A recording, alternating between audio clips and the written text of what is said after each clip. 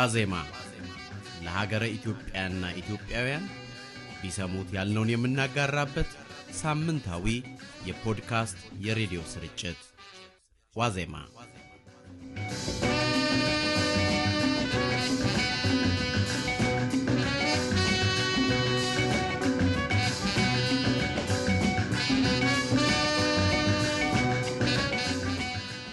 ይህ የዋዜማ ሬዲዮ ነው። ዝግጅቱ በነገራችን ላይ የዚህ ሳምንት አስተናጋጃችሁ መስፍን ነጋሽ ነኝ። እንደምን ሰነበታችሁ?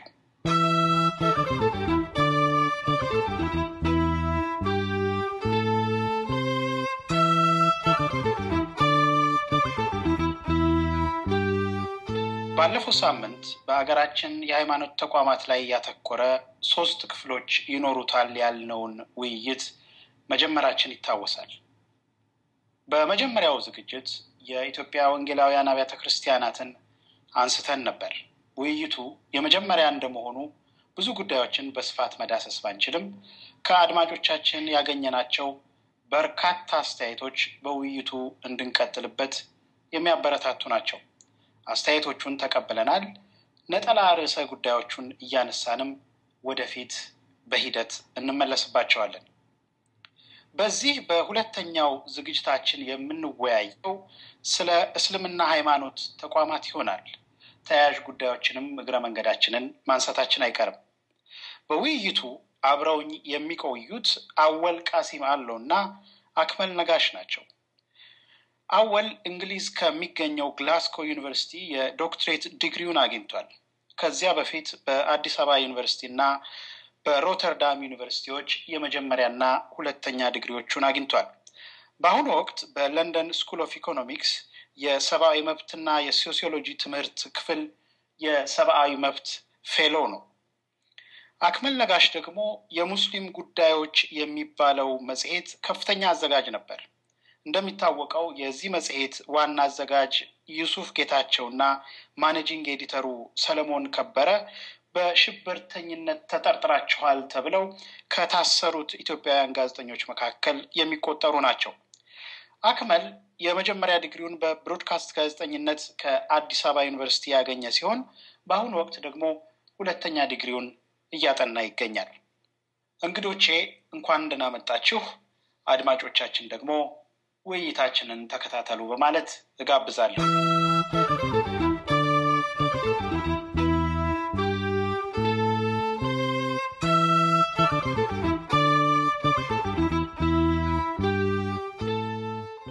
ወደ ውይይታችን ለመግባት ኢትዮጵያና የእስልምና ሃይማኖት ረጅምና የበለጸገ እንዲሁም ውስብስብ ታሪክ አላቸው።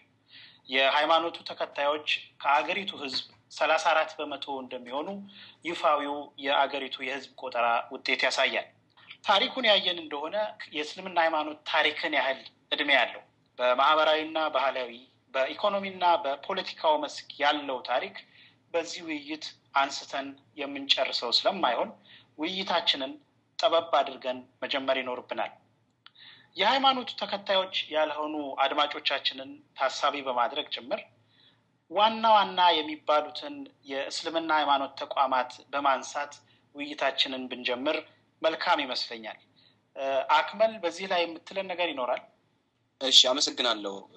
ላነሳው ጥያቄ የተወሰነ ባክግራውንድ ሰጥቼ ለመግባት እንዲመቸኝ እንግዲህ እንደሚታወቀው ኢትዮጵያ እስልምና ሃይማኖት እንግዲህ ነብዩ መሐመድ ያላህ ሰላም በስታቸው ላይ ይሁንና እንግዲህ ከተነሱበት ከመካ በኋላ ለመጀመሪያ ጊዜ እስልምና ሃይማኖት የገባው እንግዲህ ወደ ኢትዮጵያ ነው። በወቅቱ የነበረው ሰሜናዊ ክፍል ላይ ማለት ነው።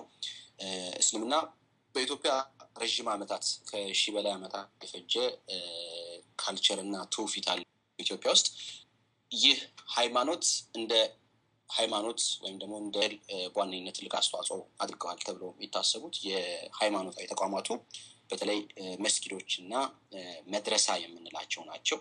ተመሳሳይ ነው። መስጊዶችና መድረሳዎች ትልቅ ሚና ነበራቸው። ምናልባት መድረሳን በተመለከተ አንድ ኢምፖርታንት ነጥብ መነሳት አለበት ብዬ ማስበው በዋነኝነት የሃይማኖት ትምህርት የሚገኘው የነበረው አሁን እርግጥ እንትኑ እየቀዘቀዘ ሄዷል። በተለይ ከተሞች ከአርባናይዜሽን መስፋፋት ጋር በተያያዘ ተቋማቱ በጣም እየከሰሙ ሄደዋል። ዛውያ የሚባሉ ተቋማት ነበሩ። ዛውያ የሚባሉ ተቋማት እንግዲህ በገጠር በተለይ በሰሜን ኢትዮጵያ በደቡብና በምስራቅ በደንብ የነበሩ ናቸው። ሃይማኖታዊ ትምህርት የሚሰጥባቸው ተቋማት ናቸው። ምናልባትም የአብነት ትምህርት ቤት የምንላቸው አይነት እንደዚህ አይነት ኢኩቫለንት ያላቸው ሚና ያላቸው ተቋማት ናቸው። የተለያዩ ሃይማኖታዊ ትምህርት ይሰጥባቸዋል። በውስጡ ያሉት መምህራንም እንዲሁ በርካታ ተማሪዎችን ከአካባቢውና ከሌሎችም አካባቢዎች ጭምር ትምህርት ለመከታተል ልክ እንደ ስኮላርሺፕ አይነት ነገር ለምሳሌ ደቡብ ያለ ሰው ሰሜን ኢትዮጵያ ሄዶ ሃይማኖታዊ ትምህርት ቀስሞ መልሶ እዛው የነበረበት ክልል ተመልሶ ሃይማኖታዊ ትምህርትን ማስተማር መስራት ቆይተዋል የሚል እምነት አለኝ። ጥሩ አክመል ብዙ ነገሮች ነው ያነሳው። በተለይ የዚህ የምሁራኑ ከአንዱ የኢትዮጵያ ክፍል ወደ ሌላው እየሄዱ ዕውቀት ገብይተው ተመልሰው ይሄ እውነት ለመናገር እኔ ብዙ ሰምቼው የማላውቀውና ብዙም የማላውቀው ጉዳይ ነው። ወደፊት እንግዲህ ሌላ ውይይት ላይ የምናነሳው ጉዳይ እንደሚሆን ተስፋ አደርጋለሁ። አፈናና ጭቆና ይደረግባቸው የነበረው ኢትዮጵያውያን ሙስሊሞች ሳይሆን በኢትዮጵያ የሚኖሩ እየተባሉ ይጠሩ የነበረበት ዘመን አልፎ በተለይ በተቋም ደረጃ ገዝፎ የወጣ የሚመስለው ይሄ የእስልምና ጉዳዮች ከፍተኛ ጽሕፈት ምክር ቤት የሚባለው ይመስለኛል። ይሄ ምክር ቤት ስልጣኑ ተልእኮ ምንድነው? አወል ወደ አንተ ልምጣ። እሺ አመሰግናለሁ መስፍን። እስቲ አክመል ካለው ላይ አንድ ነጥብ መጨመር ፈልጋለሁ። አንድ መሰረታዊ የሆኑ በተለምዶ ሲያገለግሉ የነበሩ ለረጅም ጊዜ የቆዩ እስላማዊ ተቋማቶች አሉ። ይሄም የቃዲዎችና የነይባ ጉባኤ የሚባሉ የዳኝነት ስራ በግለሰቦችና በቤተሰባዊ ጉዳዮች ላይ የሚሰሩ ተቋማቶች ነበሩ። እነዚህ ተቋማቶች ከ1934 እና 36 በኢትዮጵያ አቆጣጠር በፊት በተለምዶ ዝም ብሎ በየአካባቢው ያገለግሉ ነበረ። 1934 እና በ1936 ዓመተ ምህረት እንደ ኢትዮጵያ አቆጣጠር ማለት ነው ዘውዳዊ መንግስት ያወጣቸው ሁለት አዋጆች ነበሩ። በዛ አዋጅ መሰረት እነዚህ ተቋማት በቤተሰብና በግለሰብ ጉዳዮች ላይ ሸሪዓን መሰረት አድርገው የዳኝነት ስራ እንዲሰሩ ስልጣን ተሰጥቷቸዋል። አክመል ከጠቀሳቸው ተቋማቶች በተጨማሪ መሰረታዊ የሆነ ሚና በሙስሊም ህብረተሰብ ውስጥ ሲጫወቱ የነበሩ ተቋማቶች ናቸው እነዚህ። መጅሊስ አመጣጡ ወደ ኋላ ላይ መጅሊስ የተመሰረተው በመጋቢት 4 1968 በደርግ መንግስት ዘመን ነው። ሲመሰረት የኢትዮጵያ እስልምና ጉዳዮች ከፍተኛ ጉባኤ የሚል ስያሜ ነበረው። በንጉሱ ዘመን በ1966 አካባቢ ማለት ነው የሙስሊም ህብረተሰብ ያደረገው አንድ ከፍተኛ ሰላማዊ ሰልፍ ነበረ አዲስ አበባ ውስጥ። ያ የሙስሊም ህብረተሰብ የራሳችን የሆነ ከመስጊዶች ጋር ከትምህርት ቤቶች ጋር የሚሰራ ያንን እስላማዊ ስራ የሚያስተባብር ተቋም ያስፈልገናል የሚል ለረጅም ጊዜ ሲጠየቅ የነበረ ጥያቄ ባለመመለሱ የተደረገ ሰልፍ ነበረና በደርግ ዘመን በመጋቢት 4 1968 ዓመተ ምህረት ነው የተቋቋመው። ስለዚህ መጅልስ በደርግ ወደ ስልጣን በመጣበት ጊዜ እንደተቋቋመ በግልጽ ያስቀመጣቸው 8 የሚያክሉ ዓላማዎች ነበሩ። ከዚህ ውስጥ የኢትዮጵያን ሙስሊሞችን በመንፈስ ረገድ ማደራጀት፣ ሃይማኖታዊ ትምህርትን ማስፋፋት፣ የሃይማኖታዊ ትምህርት ተቋማቶችን ማደራጀት፣ መንፈሳዊ ጽሁፎች በአገርኛ ቋንቋዎች እንዲተረጎሙ ማድረግ፣ ወቅፎችን በበላይነት መቆጣጠር፣ የስጦታዎችን ማለት ነው፣ አዳዲስ ንብረቶች የሚገኙበትን መንገድ መቀየስ ወዘተ የመሰሉት ዓላማዎች ነበሩት። ቅድም እንዳነሳሁት በደርግም ሆነ በሽግግር መንግስት እንዲሁም በኢህአዴግ ዘመን ምንም ያህል በህገ መንግስት ደረጃ እምነት የተሰጡት መብቶች በሁለቱ ስርዓት ውስጥ ቢለያዩም ተመሳሳይ በሆነ ሁኔታ ከፖለቲካ ጫና ነፃ ያልሆነበት ሁኔታ ነበር የነበረው። ደርግ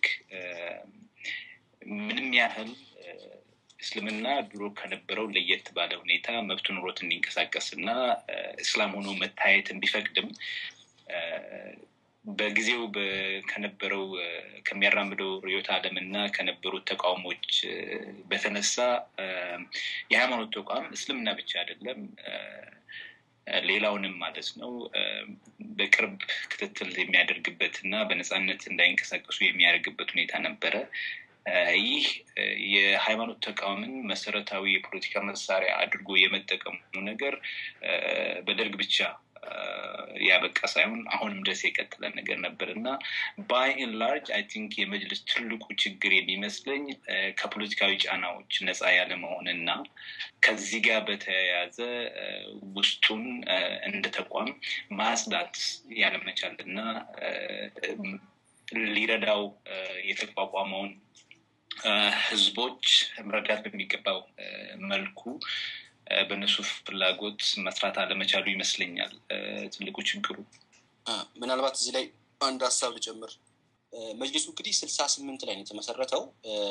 እንደተባለው 66 ላይ አብዮቱ ሲነሳና የአብዮቱ ከመከሰቱ ቢያንስ ከመንፈቅ በፊት ሙስሊሙ ህብረተሰብ አክቹአሊ በርካታ ቁጥር ያለው የክርስትና እምነት ተከታይ የሰልፉ ተሳታፊ ነበር። የተነሱ 13 አካባቢ ጥያቄዎች ነበሩ። ከነዚህ ጥያቄዎች አንዱ ይሄ ሙስሊሙ ህብረተሰብ የሃይማኖታዊ ተቋም እንዲኖረው ጥያቄ ነበረ። ሃይማኖታዊ ተቋም ይኑረን፣ ሃይማኖታዊ ጉዳዮቻችንን የምናስተናግድበት ሃይማኖታዊ ተቋም ይኑረን የሚለው ጥያቄ ነበረ። ያው የንጉስ ዘመን ያንን ጥያቄ ሳያስተናግድ ወዲያው ፍጻሜውና የደርግ መጣ። ደርግ አወለ እንዳለው ቅድም በ68 ሲቋቋም ተቋሙ እንዲቋቋም ፍቃድ ቢሰጥም ተቋሙ ስራዎችን እንዲያከናውን ግን ምንም የሰጠው ድጋፍ የለም። እንደውም በተቃራኒው ከፍተኛ የፖለቲካ ጫናዎች ነበሩበት። ቅድም የተጠቀሱት 8 ዓላማዎች ነበሩ። እነሱን ዓላማዎች ለማስፈጸም የተቋቋመው ጉባኤ ኦልሞስት ምንም ያህል ተግባር ሳይፈጽም ነው እንግዲህ ወደ ኢህአዴግ ዘመን የተገባው።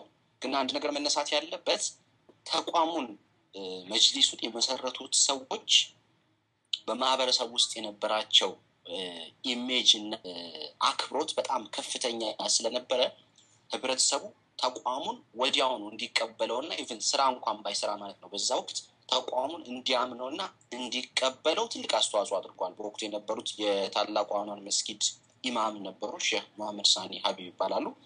እሳቸው የተቋሙ ፕሬዚዳንት ሆነው እንትን ማድረጋቸው አሴም ታይም ደግሞ እሳቸው መስራችም ፕሬዚዳንትም ሆነው ተቋሙ ላይ ስራ መጀመራቸው ምንም አይነት ስራ ሳይሰራ ነው ወደ ኢህአዴግ ዘመነ መንግስት የተገባው። ግን ትልቅ አክሴፕታንስ አግኝቶ ነበር ምንም ስራ ባይሰራ። ምክንያቱም ተቋሙን የመሰረቱትና ሲመሩት የነበሩት እንደ ሼህ መሐመድ ሳኒ ሀቢብ የመሳሰሉት ግለሰቦች በህብረተሰብ ውስጥ የነበራቸው አክብሮት በጣም ከፍተኛ ነበረ። ያው እሳቸው የፖለቲካ ጫናው ኢላማ ሆነው ልጃቸውም በዛው በደርግ ዘመን እንዲገደል ምክንያት ሆኗል። እንግዲህ በዚህ መልኩ ነው ወደ ኢህአዴግ ዘመን የተሻገረው።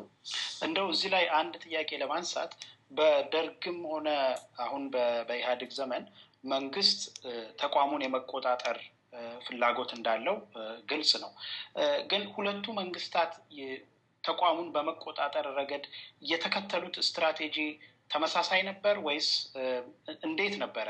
እንደው የሁለቱ ስርዓት ከእምነት ተቋማቶች ጋር ያላቸው ግንኙነት በተወሰነ ደረጃ ይመሳሰላል። ግን አካሄድን ስትራቴጂን በተመለከተ የተወሰነ የሚያለያያቸው ነገሮች አሉ። በደርግ ጊዜ የነበረው ጣልቃ ገብነትና እነዚህን ተቋማቶች የመቆጣጠሩ አካሄድ ኃይል የበዛበት ነበረ። የህግ ስርዓቱንና የህግ ማዕቀፉን የመጠቀም ሳይሆን ከህግ ማዕቀፍ ውጭ በሆነ ዲፋክቶ የሆነ እርምጃ የመውሰድና ግለሰቦችን የማስፈራራት እና ርዕዮተ ዓለሙን እንዲከተሉ የማድረግ ርዕዮተ ዓለሙን የማይደግፉ ከሆነ እርምጃ የመውሰድ አይነት ነገሮች ነበሩ። አሁን የምናየው ስትራቴጂው ለየት ይላል። በአንድ በኩል ተቋሙን በህግ ማዕቀፍ ውስጥ እንዲገዛ የማድረግና አንዳንድ የህግ ዲቫይሶችን በመጠቀም ተቋሙን የመቆጣጠር አይነት አዝማሚያ ነው አሁን የሚታየው። ኢንፋክት ሁሉ ጊዜ በህግ ማዕቀፍ ውስጥ ህግን መሰረት በማድረግ ተቋሙን ይቆጣጠሩታል ማለት ሳይሆን አንዳንዴ ከህግ ማዕቀፍ ውጭ የሚሆንበትም ሁኔታ አለ። በህግ ማዕቀፍ ውስጥ በሚሆንበት ጊዜ እንኳን ህግን ማኒፑሌት በማድረግ እንደ መሳሪያ በመጠቀም አላስፈላጊ ጫና መፍጠር ኢፌክቲቭሊ ምን እንደሚሰራ በምን አይነት ሁኔታ መስራት እንዳለበት ኦቨርኦል ኮንትሮል ኤክሰርሳይዝ የማድረግ ሁኔታዎች ናቸው የነበሩት ባለፉት 20 ዓመታት ማለት ነው። ሶ የሚከተሉት ስትራቴጂ ቢለያይም at the end of the day የሚያገኙት ግብ አንድ ነው። ግቡ ምንድነው? ደርግም የነበረው ፖሊሲ ሌሎች ግለሰቦች ተደራጅተው የምንድነው ዲሞክራቲክ ፐብሊክ ስፊር የምንለው ኖሮ ግለሰቦች ተገናኝተው ፐብሊክ ጉዳይ ላይ መነጋገር የሚችሉበት እድል ስላልነበረ ምናልባት በሃይማኖት ስም በመሰባሰብ ሰዎች ሌላ አይነት ነገር መነጋገር የማይችሉበት ሁኔታ መፍጠር ነው አንዱ ነገር። ያንን ግብ አግኝቷል። ግን አሁን ካለው ስርዓት ጋር ሲነጻጸር የሚጠቅመው ስትራቴጂ ለየት ያለ ነበር። ይሄኛው መንግስት የሚፈልገው ሴኩር ማድረግ የሚፈልገው ኢንትረስት ያ ነው። በአንድ መልኩ የሚከተለው ስትራቴጂ ከደርግ በተወሰነ መልኩ ቢለይም ዞሮ ያንን ግብ አግኝቷል። አንድ ይሄኛውን ስርዓት ለየት ያደርገዋል ብዬ ማስበው ነገር ምንድነው? እነዚህን የእምነት ተቋማት በመጠቀም ሪፕሬስ የማድረግና ሌሎች አይነት አመለካከቶች ፖለቲካዊ የሆኑ ማለት ነው እዚህ አካባቢ እንዳይፈጠሩ የማድረግ ብቻ ሳይሆን ይህንን ተቋም በመጠቀም ለስርዓቱ ሌጂቲመሲ ተቀባይነትን ማኑፋክቸር የማድረግ አይነት ሎጂክም ነው አሁን ያለው። ይሄ መንግስት ጥሩ እንደሆነ ሁሉ ጊዜ መነጻጸር ያለበት ከሆነ አይዲያል ከሆነ ፕሪንሲፕል ጋር ከመርህ ጋር ሳይሆን ከዚህ በፊት ከነበሩት ስርዓቶች ጋር እንዲሆን እንደዛ አይነት ዲስኮርስ በመፍጠር የማይነጻጸሩ ነገሮችን በማነጻጸር ከመርህ ውጪ ማለት ነው ይሄ መንግስት የተሻለ እንደሆነ እና ይሄንን ወደ ታች የሚያወርዱ ሰዎችን ግለሰቦችን ፌቨር በማድረግ ሌጂቲመሲም ለራሱ ለመፍጠር ተቀባይነትን ለማምረት ይጠቀማል። በአጠቃላይ ስትራቴጂዎቹ ይለያያሉ፣ ግቦቹ ግን ዞሮ አንድ ናቸው ማለት ይቻላል።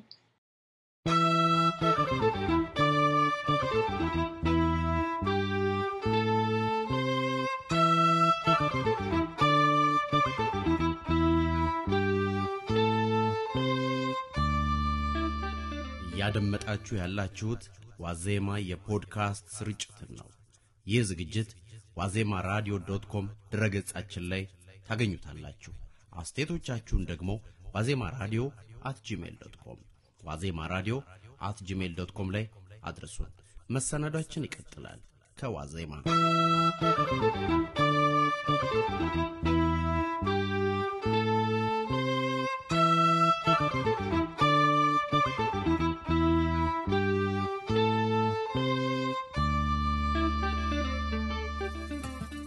መንግስት እነዚህን ተቋማት መቆጣጠርና ለተለያዩ ዓላማዎች መጠቀሚያ ማድረግ እንደሚፈልግ ተነጋግረናል።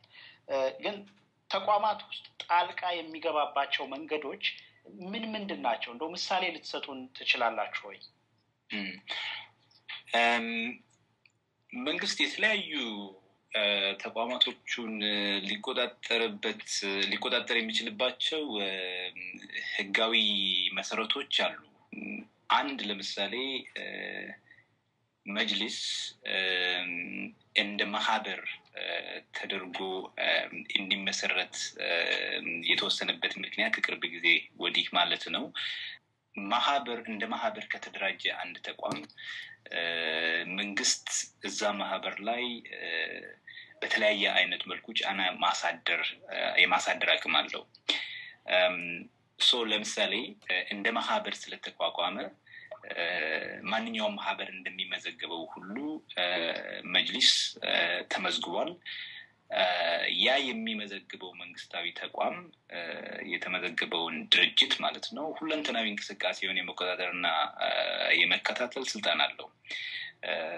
መጅሊስ ስጦታዎችን ቢቀበል ልገሳዎችን ቢቀበል እነዚህን የማወቅ መብት አለው መንግስት። እነዚህን ነገሮች መከታተል ብቻ ሳይሆን አንዳንድ ጊዜ ይሄ ድርጅት ስብሰባ ቢኖረው የመንግስት ለዚህ ተቋም ስልጣን ወይም ፍቃድ የሚሰጠው የመንግስት አካል በታዛቢነት ስብሰባቸው ላይ መገኘት እና ስለ ስብሰባው አካሄድ አስፈላጊ ነው ብሎ የሚያስበውን ትዕዛዝ የመስጠት ስልጣን ሁሉ አለው በቀድሞቹ ህግጋት መሰረት ማለት ነው። ኢንትረስቲንግ የሆነው ነጥብ ምንድነው? ይሄ ህግ በጣም የቆየ ህግ ነው። በመሰረቱ ማህበሮችን የሚገዛው ህግ ማለት ነው። ይሄን ህግ የእምነት ተቋማት ላይ ተፈጻሚ ሲደረግ በመሰረቱ ህገ መንግስቱን ይጣረዛል። ህገ መንግስቱ የእምነት ተቋማት በማህበር አይነት መልኩ ተቋቋሙ በሌላ አይነት መልኩ ከመንግስት ጫና ቁጥጥር ነፃ ሆነው የእምነት ስራቸውን የማስተማር እምነታቸውን በጋራም ሆነ በግል የማከናወን መብት እንዲኖራቸው ያስቀምጣል። መንግስት የተጠቀመው ስትራቴጂ ምንድነው? መጅሊስ እንደ ማህበር ሆኖ እንዲቆይ በማድረግ ማህበር ላይ ተፈጻሚ የሚሆኑትን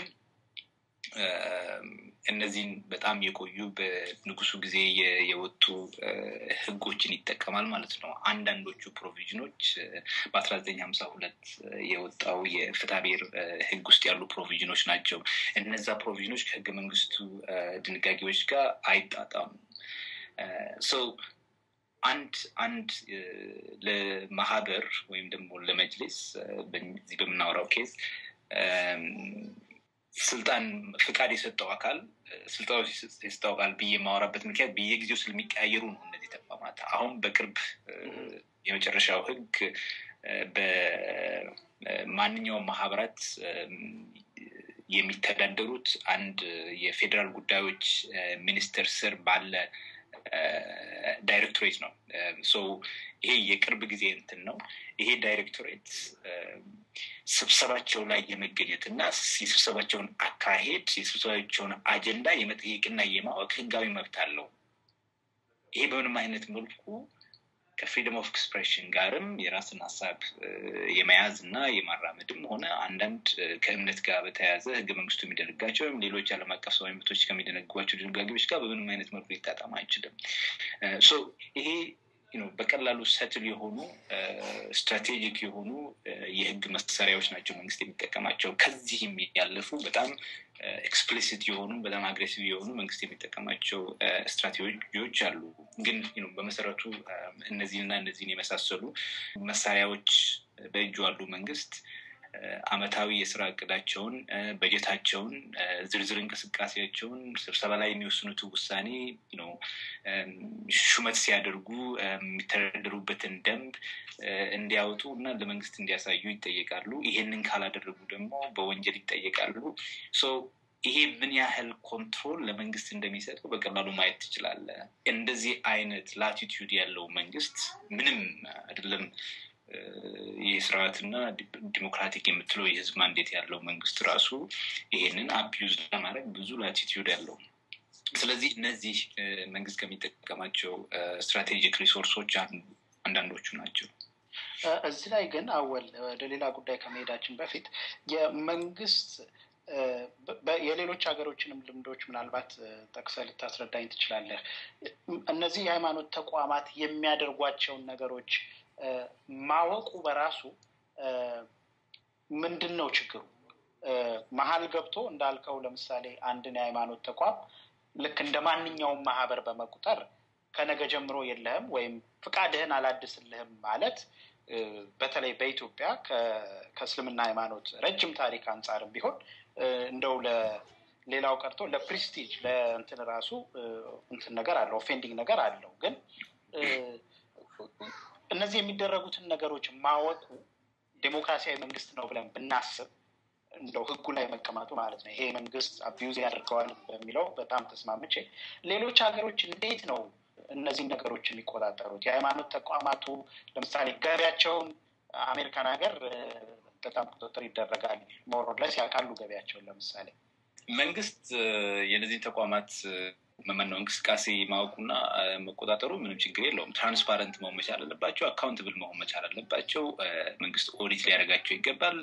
ምንም ጥያቄ የለውም። ይሄንን በተመለከተ ይሄኛው ህግ ከዛ አልፎ ይሄዳል። ይሄኛው ህግ የስብሰባ አጀንዳቸው ምን እንደሆነ ማሳወቅ እንዳለባቸው ያስቀምጣል።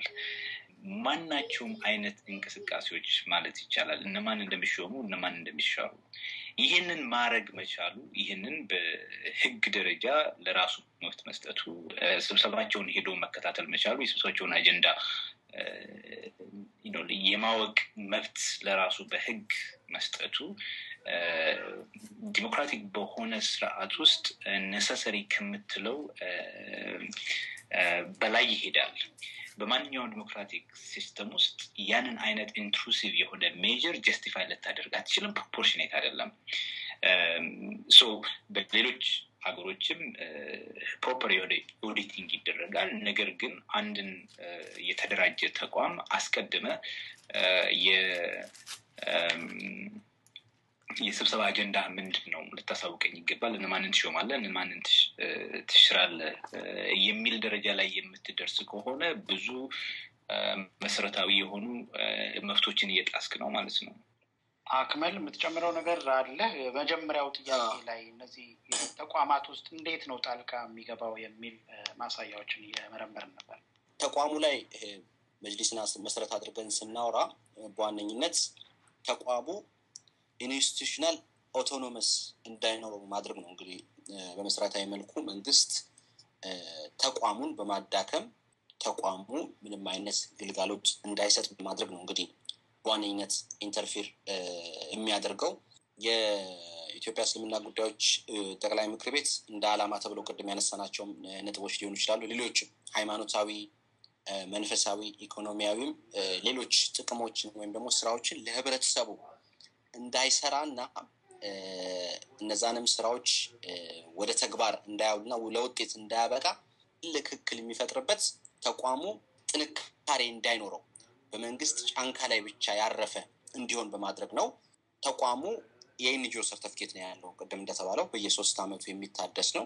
በመንግስት ይሁንታ ሊታደስ ወይም ላይታደስ የሚችል አይነት ሰርቲፊኬት ነው ያለው ከመነሻው ማለት ነው። ከዚህ ጋር ተያይዞ ለተቋሙ ባለስልጣናት ወይም ደግሞ ተቋሙን ይመራሉ ተብለው የሚመደቡ ሰዎች ሆን ተብለው በሃይማኖታዊም ሆነ በአካዳሚክ እውቀታቸው ደካሞች፣ ለሶሳይቲው ሊሰሩ የማይችሉ ዘ ኦንሊ ቲንግ መንግስትን ብቻ እዛ ቦታ ላይ ተቀምጠው ሰርቭ ማድረግ እንዲችሉ ብቻ ታስበው የሚቀመጡ ሰዎች ናቸው። ቅድም ባነሳው በምርጫ ጉዳይ ላይ መንግስት ይሄ ምርጫውን በተለመደው ይሄ የፖለቲካ ምርጫ ላይ በማጭበርበር እዛ ላይም ሳይደርስ ምርጫው እንዳይደረግ ነው ሲያደርግ የቆየው። በምክር ቤቱ መተዳደሪያ ደንብ በየ5 አመቱ ምርጫ መደረግ አለበት መተዳደሪያ ደንብ ላይ ተቀምጧል። እንግዲህ ምክር ቤቱ ኢህአዴግ ዘመንም ከመጣ በኋላ እንግዲህ ለመጀመሪያ ጊዜ ምርጫ የተደረገው በ94 ነው።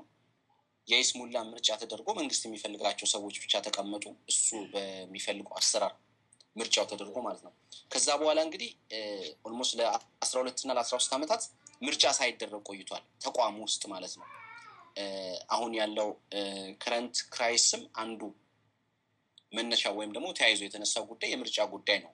ይሄ ነገር በክልሎችም ተመሳሳይ ነበረ እስካሁን የምትሉኝ ነገር?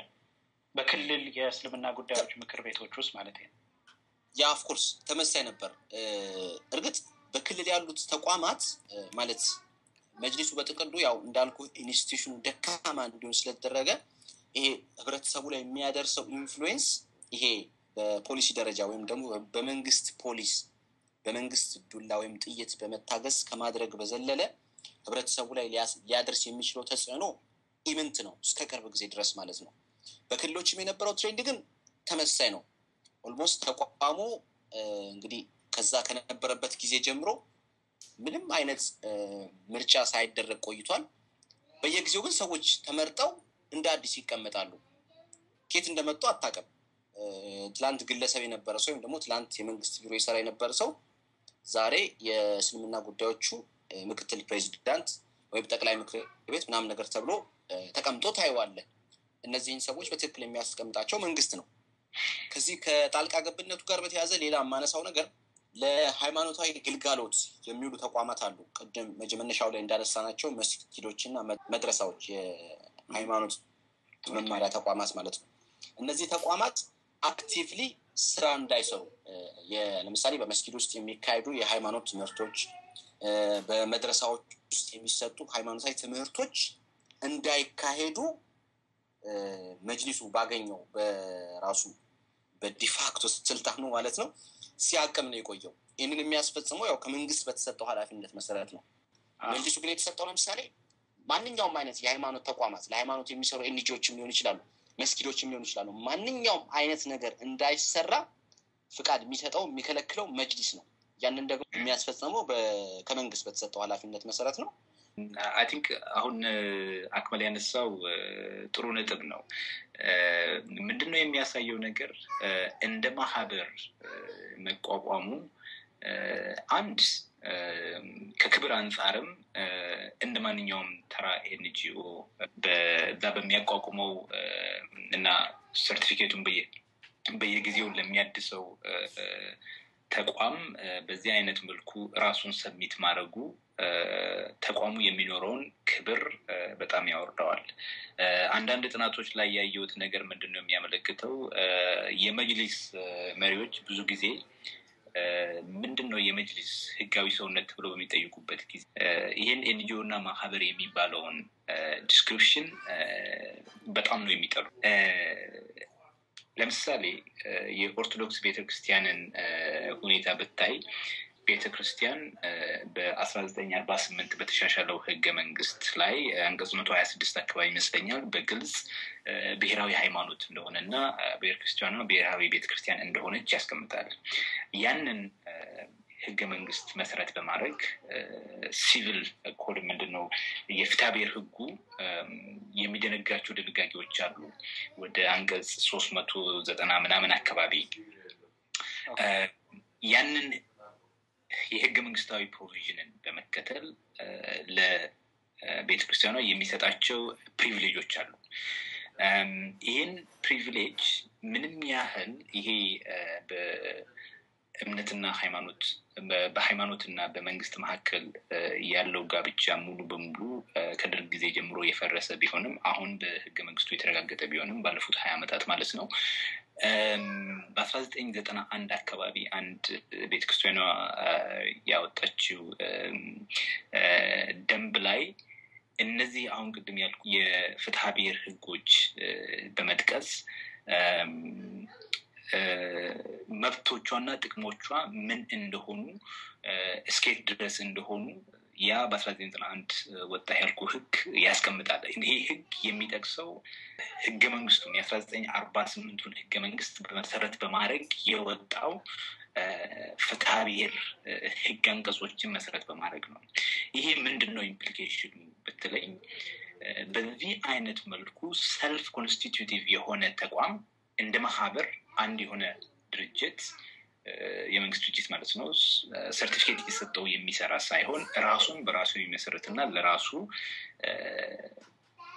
ፖሊሲውን ፎርሙሌት የሚያደርግ እና የራሱን ደንብ ያለ ምንም ሪስትሪክሽን የሚያወጣ ተቋም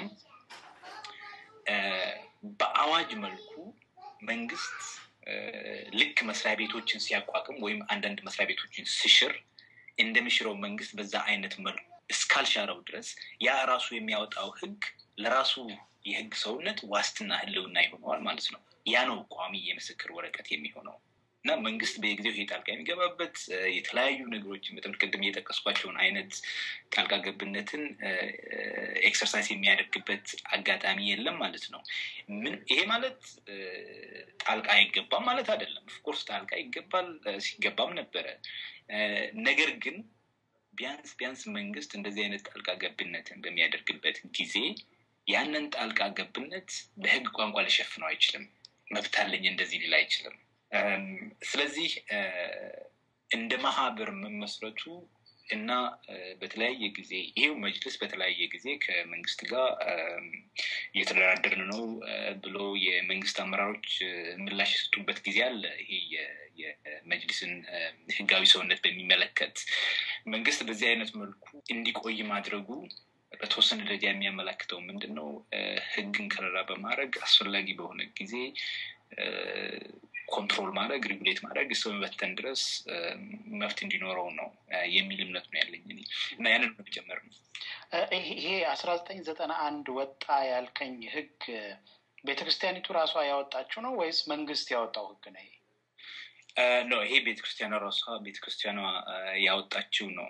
ለሶስተኛ ጊዜ በሲኖዶሱ ተሻሽሎ የወጣ ነው። ይሄ ቤተክርስቲያኒቱ የምትተዳደርበት ቃለ ዓዋዲ የሚባለው? ኤግዛክትሊ። እሺ አድማጮች ግራ እንዳይጋቡ ክሊር ለማድረግ ብዬ ነው። ይሄንን ካነሳን እንግዲህ እንዳልነው የኢትዮጵያን ሙስሊሞችን ጉዳይ ለማራመድ ምዕመኑን ለመወከል ይሆናል ተብሎ የተቋቋመው ዋናው ተቋም ከሞላ ጎደል ደካማ ሆኖ እንደቆየና በመንግስት ቁጥጥር ስር ውስጥ እንዳለ ገልጻችሁልኛል። ባለፉት 3 ዓመታት ብዙ ኢትዮጵያውያን የሚያውቁት የሚኮሩበት የኢትዮጵያውያን ሙስሊሞች እንቅስቃሴ የብዙዎችን ቀልብ በተለያየ መልኩ ለተለያየ ምክንያት ስቧል። አንድ ብዙ ጊዜ እንቆቅልሽ የሚሆንብኝ ነገር የኢትዮጵያውያን ሙስሊሞች የሃይማኖት ተቋማት በዚህ ውይይታችን እንዳልነው ከሞላ ጎደል ደካማ ናቸው። በተቃራኒው ግን ባለፉት ኦልሞስት እንግዲህ 3 ዓመት ሊሆነው ነው የሚታየው የኢትዮጵያውያን ሙስሊሞች ሰላማዊ ተቃውሞ ግን እጅግ በጣም ጠንካራ በመሬት ላይ ያሉ ብዙ ተቋማት እንዳሉ አይነት ስሜት የሚፈጥር ነው። እናንተ እንዴት ነው ከውስጥ ሆናችሁ ነገሩን ስለምታዩት? ይሄ ሁለቱ ነገር የሚጣላ ነው የሚመስለው ከውጭ ላለ ሰው። ምን ሆነ? እንዴት ነው ሊሆን የቻለው? እንዳልከው ነው መስፍን። ይሄ ኢንስቲትዩሽኖቹ ሙሉ በሙሉ ደካማ ሆነው የሚታዩበት፣ በተቃራኒ ደግሞ አሁን ኢንስቲትዩሽኖቹ ላይ የሚነሳው ተቃውሞ ኮንሲስተንትሊ ጠንካራ ሆኖ የሚታይበት ትሬንድ ነው ያለው። ለዚህ እንደ አብይ ምክንያት ተደርጎ የሚጠቀሰው ነገር በግል ኦብዘርቬሽን ማለት ነው አሁን እየተነሱ ያሉት ጥያቄዎች ረጅም ዓመታት ሲንከባለሉ የቆዩ ጥያቄዎች ናቸው። በተለያየ መልኩ ማለት ነው። አሁን ባላቸው ቅርጽ ላይሆን ይችላል። በተለያየ ቅርጽ ግን ያው በንጉሱም ዘመን በደርግም ዘመን በዚህም ዘመን ሲንከባለሉ የቆዩ ጥያቄዎች ናቸው። ህብረተሰቡ በውስጡ የተጠራቀመ ቁጭት፣ እልህ ውስጡ ለረጅም ዓመታት ተጠራቅሞ ቆይቷል። በተለይ ከሃይማኖታዊ ተቋማቱ ነፃነት አልባነት፣ መስጊድ ውስጥ መጅሊሱ የሚያክዳቸው መጅሊሱ እንዳይካሄዱ የሚያቀባቸው የተለያዩ ሃይማኖታዊ ተግባራት ህብረተሰቡን ለረጅም ዓመታት ሲያስቆጡት ቆይተዋል። እነዚህ ነገሮች እንግዲህ በሂደት ላይ ያሉ ነው። እንግዲህ 2-3 የተከሰተው ይኸው መንግስት የሚፈልገውን የሃይማኖት ሴክት ከፈለገበት ሀገር ኢምፖርት አድርጎ ይህንን መቀበል አለባችሁ፣ ይህንን ካልተቀበላችሁ ደግሞ አክራሪዎች ናችሁ። በጣም ፍጥጥ ያለና ብለንት የሆነ ትሬንድ ነው ይዞ የመጣው። ያ ትሬንድ በገጠርም በከተማ የሚገኘውን ህብረተሰብ አስቆጥቶታል። አሁን ግን ከዚህ ከተቃውሞ ጋር ተያይዞ አሁን በእስር ላይ የሚገኙት የኮሚቴ አባላት ብዙዎቹ የሃይማኖት መምህራኖች ናቸው። በመስጊድና በሃይማኖት ትምህርት ቤቶች አካባቢ ህብረተሰቡ በስፋት የሚያውቃቸው ናቸው። ቪሲዲ ወይም በቴሌቪዥን ሚዲያዎች ህብረተሰቡ በደንብ የሚያውቃቸው ናቸው።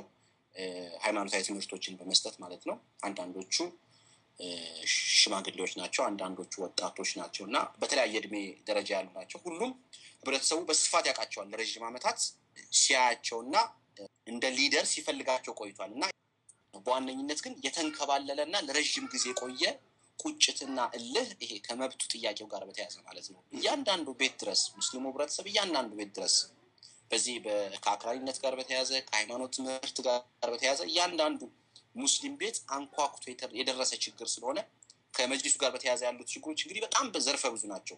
ከሙስና ጋር ከሐጅና ዑምራ ጉዞ ጋር በየመስጊዱ በየአካባቢው የሚፈጠሩ ችግሮች በሙሉ መንስኤያቸው መጅሊሱ ነው። ምክንያቱም መጅሊሱ የመሪነቱን ሚና አልተወጣም። መጅሊሱ ሰርቭ የሚያደርገው መንግስት ብቻ ስለሆነ የመንግስትን ፍላጎት ለማስጠበቅ ሲባል የሙስሊሙ ህብረተሰብ ፍላጎትና ሃይማኖታዊ ፍላጎቱ ሳይከበርለት ቆይቷል ለረጅም ጊዜ ማለት ነው። ያ ቁጭት እንግዲህ ተንከባሎን አሁን ድረስ ላልተቋረጠ ተቃውሞና ሂደት ይዳረገው ማለት ነው። አወል የምትጨምረው ነገር ይኖርሃል? I think አንድኔ ምናልባት የምጨምረው ነገር ምንድነው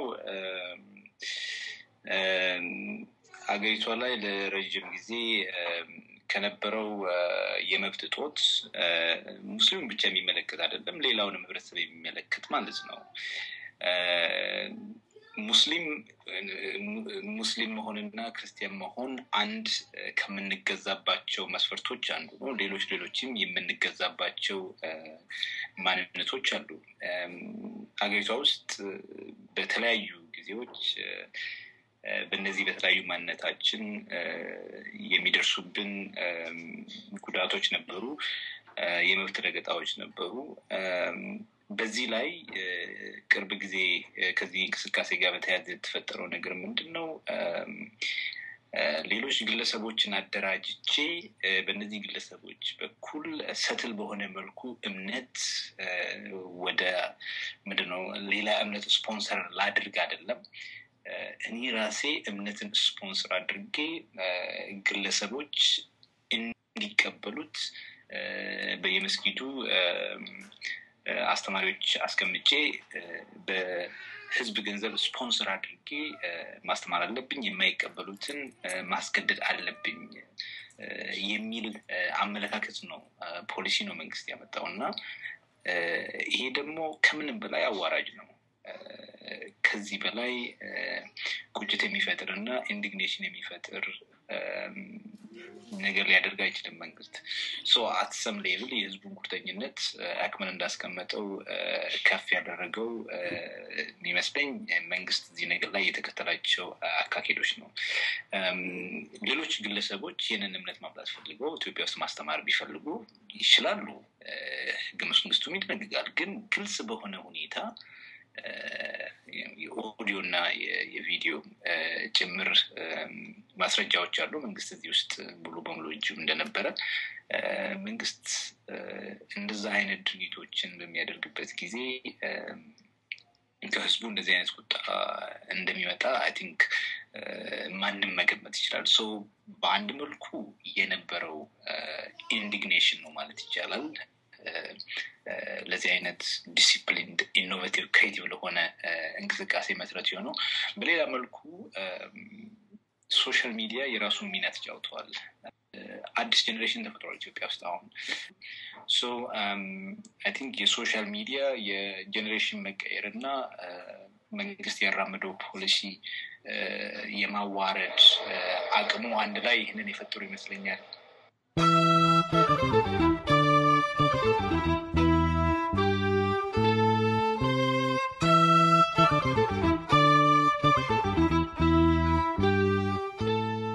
እያደመጣችሁ ያላችሁት የዋዜማ ፖድካስት ሬዲዮን ነው። የዛሬው ውይይታችን በእስልምና ሃይማኖት ተቋማት ዙሪያ የሚያጠነጥን ነው። በዛሬውም ሆነ ከዚህ በፊት በነበሩት ውይይቶቻችን ላይ ያላችሁን አስተያየቶች በኢሜል አድራሻችን wazema.radio@gmail.com ወይም በፌስቡክ ገጻችን አለበለዚያም በትዊተር ዋዜማ ሚዲያ ላይ ብትልኩልን ይደርሰናል። እንድናነሳቸው የምትፈልጓቸውን ጉዳዮች ጠቁሙን፣ እናነሳቸዋለን።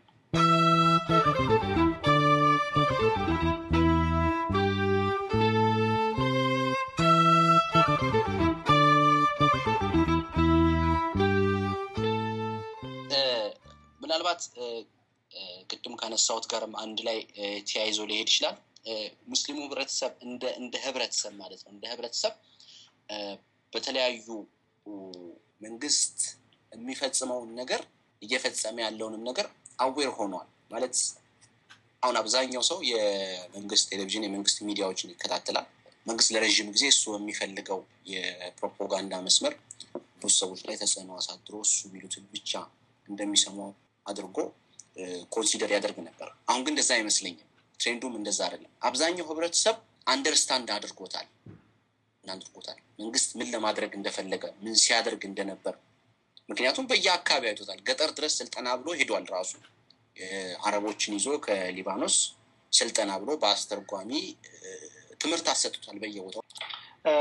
ከዚህ መንግስት ከሚያነሳው የአክራሪነት ወይም የአሸባሪነት ስጋት አለብኝ ከሚለው ነገር ጋር ተያይዞ በዚህ ፕሮፓጋንዳ የተወሰዱ በተለይ ቀደም ብሎ ሰዎችን ማግኘት ብዙ አስቸጋሪ አልነበረም።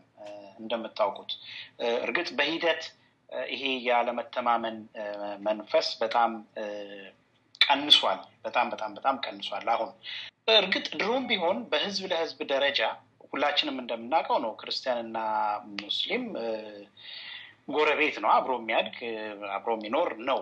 ግን በተቋማት ደረጃ ለምሳሌ እነዚህን ስጋቶች ቢኖሩ እንኳን ሁልጊዜ መንግስት ነው እንጂ አጀንዳውን ሴት የሚያደርገው የሁለቱ ወይም የሌሎቹም የሃይማኖት ተቋማት መሪዎች ተገናኝተው እንደ ወንድም እንደ እህት አብሮ እንደኖረ ህዝብ ወኪልነታቸው ፍለፊት አይነጋገሩም። አንዱም በራሱ የሃይማኖት ተቋም ሌላውን ያው መቼም በአደባባይ የሚነገርም ቢሆን ብዙ ጊዜ ያማልን በለው ሌላውም እንደዛ ነው የሚያደርገው። ወደፊት እንደዚህ አይነት በሃይማኖት ተቋማት መካከል የሚካሄድ ዳያሎግ በስነ መለኮት ጉዳይ ማለት ሳይሆን አገር የሚብሉት የሚጋሩት ነገር ስላለ በስጋቶቻቸው ላይ በፍላጎቶቻቸው ላይ ፍለፊት የሚነጋገሩበት የንግግር ጊዜ ይታያችኋል። ያስፈልጋል ስላችሁ ታምናላችሁ? እነዚህ ተቋማት ከማንኛውም ሌሎች ተቋማት በተሻለ መልኩ በኢትዮጵያ ኮንቴክስት ማለት ነው ህዝብ ሊደረስበት የሚችልበት መስመር ነው፣ ቻናሎች ናቸው። ስለዚህ ማንኛውም አውቶሪታሪያን የሆነ ስርዓት እነዚህን ኢንስቲትዩሽኖች ኮንትሮል ሳያደርግ ኢፌክቲቭ የሆነ ኮንትሮል ህብረተሰቡ ላይ ሪቴን ማድረግ አይችልም። እና ከማንኛውም ኢንስቲትዩሽን በላይ እነዚህ በጣም ወሳኝ ኢንስቲትዩሽኖች ናቸው። ፐብሊክ ስፊር ላይ መገናኘት የማይችል ህብረተሰብ ኦልተርናቲቭ የሆነ መገናኛ ኦልተርናቲቭ የሆነ ሚዲያ የማይኖርበት አንድ አይነት ናሬቲቭ ብቻ ሰርኩሌት የሚያደርግበት ሀገር ውስጥ ሰዎች በማንኛውም አይነት መልኩ ኦፕኒንግ መክፈት ይፈልጋሉ። ማለት ደግሞ ሁለት ሰዎች ሶስት ሰዎች ከዛም በላይ የሆኑ ሰዎች የሚገናኙበት ቦታ ነው። ያ ማንንም ቦታ ሊሆን ይችላል። ያ ቦታ ሰስፒሺየስሊ የሚታይ ቦታ ነው በማንኛውም አውቶሪታሪያን ስርዓት ውስጥ። ስለዚህ የስርዓቱ ቫይታሊቲ ራሱ ከነዚህ ተቋማት ኢፌክቲቭ የሆነ ኮንትሮል ጋር የተያያዙ ናቸው። ለዚህም ነው እነዚህ ተቋማቶች የሚለው። ስለዚህ ኢንተርፌስ ዳያሎግ አንተ ያነሳኸው እነዚህ ሁለት የተለያዩ ተቋማቶች ተገናኝተው አገራዊ ጉዳይ ላይ መነጋገር ላልከው ነገሮች አይ ቲንክ ለዚህ አይነት ስርዓት የራሱን ሌጂቲመሲ የራሱን ኦርደር ኤግዚስተንሱም በዚህ አይነት ስትራቴጂ ሪኢንቪጎሬት የሚያደርግ የሚጠብቅ ስርዓት ያን አይነት ኢንተርፌስ ዳያሎግ አለው ያደርግ። አክቹዋል ሌቭል እነዚህ ሁለቱን የእምነት ተቋማት አንዱ አንዱን እየተረጠረ አንዱ አንዱን እየፈራ እንዲኖር ይፈልጋል፣ ጥቅም ስላለው ማለት ነው። አሁን የሚደረገው አይነት ነገር በቀላሉ ፕሮዳክቲቭ የሆነ ስራ ሊሰራ ይችላል። እነዚህ የታሰሩት ግለሰቦች ኢትዮጵያ ውስጥ እስላማዊ መንግስት የመፍጠር አላማ አላቸው ተብሎ ክስ ማቅረቡ በፍርድ ቤት በኩል እንደዛ አይነት እውነት ለመፈብረክ የሚደረገው ሩጫ ዶክመንተሪ ፕሮዲውስ በማድረግ ያንን እውነት ትክክለኛ እንደነበረ በተቻለ መጠን ለማስመሰል ምስላዊ ማስረጃ ለመስጠት የተደረገው ጥረት ኤግዛክትሊ ሁለት እነዚህ ወሳኝ የሆኑ ህብረተሰቦች ተገናኝተው መነጋገር እንዳይችሉ ሁልጊዜ እርስ በርስ እንዲጠራጠሩ ለማድረግ ነው። ይሄ ለዚህ ስርዓት ቫይታሊቲ ወሳኝ የሆነ ስትራቴጂ ነው። ክራይሲስ መኖር መቻል አለበት። ክራይሲስ ባይኖር እንኳን አርቲፊሻሊ ማኑፋክቸር መደረግ መቻል አለበት። ክራይሲሱ ካሌለ ኢንተርፌስ ዳያሎግ የሚኖር ከሆነ ሶሊዳሪቲ የሚኖር ከሆነ ኢንተርኢትኒክ ሪሌሽንስ የሚኖሩ ከሆነ ይሄ እንደዚህ አይነቱን ስርዓት ትሬትን ያደርጋል።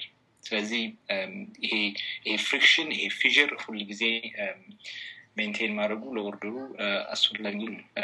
ሶ ጥያቄህን ለመመለስ ችግሩ ኦልሬዲ ያለው ከመጅሊስ ጋር ያለው አትሊስት በተወሰነ ደረጃ ከሌላው እምነት ጋር የሚደረገው ጣልቃ ገብነትና መንግስት ያለው ኮንትሮል እነዚህን ነገሮች ኢፌክቲቭሊ እንዲቆጣጠር መብት ስለሚሰጡት ያ በተቋማቶቹ በኩል በተወሰነ ደረጃ ፍላጎት እንኳን ቢኖር ምንም ያህል ተቋማቶቹ ራሱ ኦልሬዲ ሬጉሌት ናቸው፣ ኮንትሮል ናቸው፣ የተሞሉት ስርዓቱን የሚፈልጋቸው ሰዎች ነው። ግን እንደው ከዛም አልፎ የተወሰኑ ሰዎች የሆነ አስፈላጊ ነው የሚል እምነት እንኳን ቢኖራቸው ያ ሊፈጠር የሚችልበት አጋጣሚ ያለ አይመስለኝም። አወል ንግግሩን የጨረሰው አሁን ያለው ሁኔታ ተቀይሮ ዴሞክራሲያዊ ስርዓት ኢትዮጵያ ውስጥ ካልኖረ በስተቀር እንደዚህ አይነቱ በተቋማት መካከል የሚደረግ በእውነት የሚደረግ በሃይማኖት ተቋማት መካከል የሚደረግ ውይይትና ንግግር ድርድር በቅርብ የሚታይ አይደለም ነው የሚለው። አንተ ከዛ የተለየ መደምደሚያ አለ? አሁን ባለው ሁኔታ አንድ ጄኑዊን የሆነ የሃይማኖት ተቋማት የእርስ በርስ ውይይት ወይም ደግሞ የእርስ በርስ መግባባት እንዲኖር ተቋማቱ በራሳቸው ጄኑዊን መሆን አለባቸው። ኢን ኤ ሴንስ በትክክል የህብረተሰብ ውክልናና ድጋፍ ያላቸው ህብረተሰቡን መምራትና ማንቀሳቀስ የሚችሉ ተቋማት መሆን አለባቸው። እንደዚህ አይነት ተቋማት ካልሆኑ ውይይቱና በተቋማት መካከል መልካም መንፈስ ቢኖርም ወደ ህብረተሰቡ መውረድ አይችልም። ስለዚህ የመጀመሪያው እርምጃ መሆን ያለበት በተቋሞቹ መካከል መልካም የሆነ ግንኙነት እንዲኖር መጀመሪያ ተቋማቹ ጄኑዊን የህዝብ ውክልና ያላቸው መሪዎች ሊኖራቸው ይገባል። እስካሁን ድረስ ባወራ ነው እንግዲህ በእስልምና ሃይማኖት በኢትዮጵያ ደረጃ ጄኑዊን የሆነ ህብረተሰቡን ሊመራ የሚችል ኢንስቲትዩሽን መጅሊስ ነው። ይህ መጅሊስ ግን በተለያዩ ምክንያት ህብረተሰቡን ሊመራ የሚችል ተቋም አይደለም ተብሎ ተቀምጧል። የህብረተሰብ ተቋሙን የሚመሩት ሰዎችም ሆነ አጠቃላይ የሄደበት ያለው ሂደት ከህብረተሰቡ ፍላጎትና ዕውቀት ውጭ ፍላጎት ከሌለው ደግሞ አሁን የተባለው ኢንተርፌስ ወይም ደግሞ ኢንተር ሪሊጂየስ ዲያሎግ እውን ሊሆን የሚችልበት ጊዜ ምናልባት ቅርብ ላይሆን ይችላል የሚል እምነት አለኝ። እንግዲህ አክመልና አወል በጣም አመሰግናለሁኝ። እናንተም ሆናችሁ ብዙዎቹ አድማጮቼ ብዙ ያላነሳኋቸው ጉዳዮች እንዳሉ እንደሚሰማችሁ እሰጋለሁኝ። ግን አንደኛ ይሄ የመጀመሪያ ውይይታችን ስለሆነ፣ ሁለተኛ ያለን ሰዓትም አጭር በመሆኑ ነው። አለበለዚያ ከዚህ ጋር የተያዙ በጣም በርካታ ልንወያይባቸው ልናነሳቸው የሚገቡ ጉዳዮች አሉ። እናንተንም ሌሎችንም ስለ ሃይማኖቱ የሚያውቁ ሰዎችን በመጋበዝ ወደፊት ውይይታችንን እንቀጥላለን። ዛሬ አብራችሁን ስለቆያችሁ በዋዜማ ሬዲዮ ስም በጣም አመሰግናለሁ።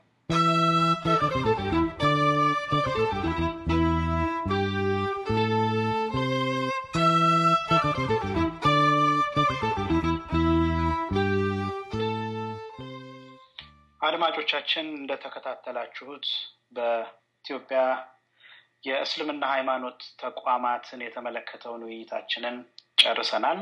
የተለያዩ ነጥቦችንም አንስተናል።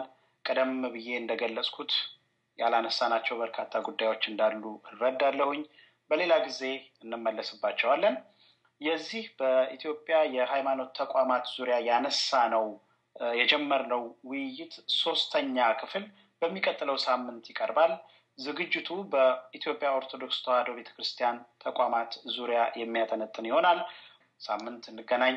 አመሰግናለሁ። መስፍን ነጋሽ ነበርኩ አስተናጋጃችሁ።